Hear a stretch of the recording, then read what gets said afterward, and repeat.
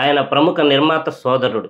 Game changer cinema విషయంలో రామ్ చరణ్ మీద అర్థం పర్థం లేని కామెంట్ చేశాడు. దీనిపై మెగా ఫ్యాన్స్ మండిపడుతున్నారు. సోషల్ మీడియాలో ఈ విషయంపై పెద్ద రచ్చ నడుస్తోంది. సదరు నిర్మాత సోదరునిపై వచ్చే కామెంట్స్ ఇలా ఉన్నాయి. ఇదే నిర్మాత Harihara Veeramallu cinema release date జూన్లో అనే ప్రకటన రాగానే థియేటర్ల బంద్ అంశాన్ని తెరపైకి తెచ్చాడు. తెర వెనుకాల కథ నడిపాడు. ఉప ముఖ్యమంత్రి పవన్ కళ్యాణ్ సీరియస్ అవడంతో దిల్ రాజు రంగంలోకి దిగి డ్యామేజ్ కంట్రోల్ చర్యలు చేపట్టిన సంగతి తెలిసిందే. ఇంతలోనే ఆ సోదరుడు ఎందుకని రామ్ చరణ్ ని టార్గెట్ చేసినట్లు సమయం పాటించడం అనేది ద మోస్ట్ ఇంపార్టెంట్ అండి.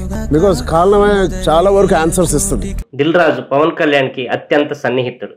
కానీ హరిహర వీరమల్లు సినిమాకి అడ్డం తగలడానికి సోదర నిర్మాత తెర వెనుకాల చాలా ప్రయత్నాలు చేశాడని టాక్. చూస్తుంటే ఇదంతా మెగా కాంపౌండ్ మీద ఆయనకున్న అక్కసు వల్లనేనని అనిపించకమాంది. సినిమా థియేటర్ల బంద్ వ్యవహారంలో ఓ సినీ జర్నలిస్ట్ కి ఇదే నిర్మాత లీకులు ఇవ్వడం చూశాం.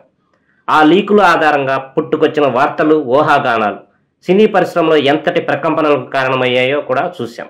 చిత్రంగా ఇప్పుడు మళ్ళీ అదే సినీ జర్నలిస్ట్ ఇంటర్వ్యూలో రామ్ చరణ్ మీద అభ్యంతరకర వ్యాఖ్యలు చేశాడు.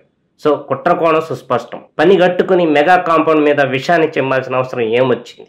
గేమ్ చేంజర్ షూటింగ్ కి చరణ్ అస్సలు సహకరించడం లేదని సదరు సినీ జర్నలిస్టుతో దుష్ప్రచారం చేయించాడన్న గుసగుసలు సినీ పరిశ్రమలో గేమ్ చేంజర్ కి ముందు బాగా వినిపించాయన్న విషయాన్ని ఇక్కడ ప్రస్తావించుకోవాలి. వాస్తవానికి ఆర్ఆర్ఆర్ తర్వాత రామ్ చరణ్ ఇమేజ్ పూర్తిగా మారిపోయింది. అలాంటి సమయంలో ఈ సినిమా చేయడమే దిల్ రాజు సంస్థకు అదృష్టం అనుకోవాలి. చరణ్ డేట్స్ కోసం ఎంతో మంది నిర్మాతలు క్యూలో ఉన్న దిల్ రాజుకి మాత్రమే చరణ్ అవకాశం ఇచ్చారు. అయితే చరణ్ ఇచ్చిన అవకాశాన్ని దిల్ రాజు నిలబెట్టుకోలేదనే చెప్పాలి. కొన్నేళ్లుగా శంకర్ ప్లాట్స్ లో ఉన్నారని తెలిసి ఎప్పుడో ఇచ్చిన అడ్వాన్స్ ను సెట్ చేసుకోవడానికి ఇద్దరితో సినిమా సెట్ చేశారు. చరణ్ మాత్రం దర్శక నిర్మాతలని ఇద్దరిని బలంగా నమ్మాడన్నది నిజం. శంకర్ అంటేనే భారీతనం, భారీ ఖర్చు, భారీ సెట్లు.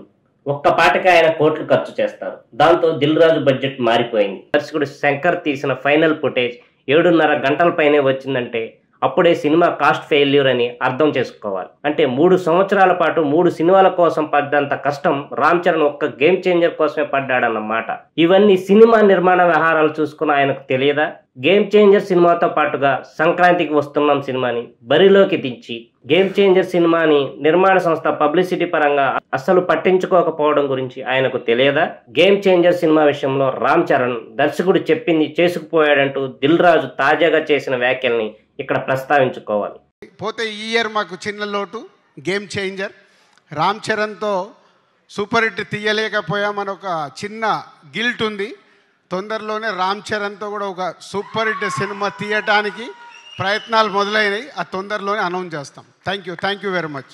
రామ్ చరణ్ పై సిరీస్ చేసిన వ్యాఖ్యలను కవర్ చేయడానికి ప్రయత్నాలు మొదలు పెట్టారు దిల్ రాజు. తమ్ముడు సినిమా ట్రైలర్ విడుదల వేడుకలో దిల్ రాజు మాట్లాడుతూ రామ్ చరణ్ తో సూపర్ హిట్ సినిమా తీయలేకపోయామనే చిన్న గిల్ట్ ఉంది. చరణ్ తో సూపర్ హిట్ సినిమా తీయడానికి ప్రయత్నాలు మొదలయ్యాయి. త్వరలోనే ఆ వివరాలు ప్రకటిస్తామని చెప్పుకొచ్చారు. అయితే అన్న ఒక మాట, తమ్ముడు ఒక మాట మాట్లాడడాన్ని సీరియస్ గా తీసుకున్నారు రామ్ చరణ్ అభిమానులు. సిరీస్ ని నెట్టింట ఏకి పారేస్తున్నారు. సోషల్ మీడియా వేదికగా విపరీతంగా కామెంట్స్, ట్రోల్స్ చేస్తున్నారు. ఈ ఏడాది గేమ్ చేంజర్, సంక్రాంతికి వస్తున్నాం రెండు దిల్ రాజు సంస్థ నుంచే వచ్చాయి. చిరంజీవి, రామ్ చరణ్ గ్రీన్ సిగ్నల్ ఇవ్వడం వల్లే సంక్రాంతికి వస్తున్నాం సినిమాను సంక్రాంతికి విడుదల చేశామంటూ దిల్ రాజు థ్యాంక్స్ కూడా చెప్పారు. ఇప్పుడు ఈ విషయాన్ని శిరీష్ మర్చిపోయినట్లున్నారు. శిరీష్ మాటల్ని కవర్ చేయడానికే దిల్ రాజు చరణ్ తో సినిమా ప్రకటించారని నెటిజన్లు ట్రోల్ చేస్తున్నారు. లెటర్ రిలీజ్ చేస్తే సరిపోదు, మీడియా ముందుకు వచ్చి క్షమాపణ చెప్పాల్సిందే అంటూ ఆగ్రహం వ్యక్తం చేస్తున్నారు మెగా అభిమానులు.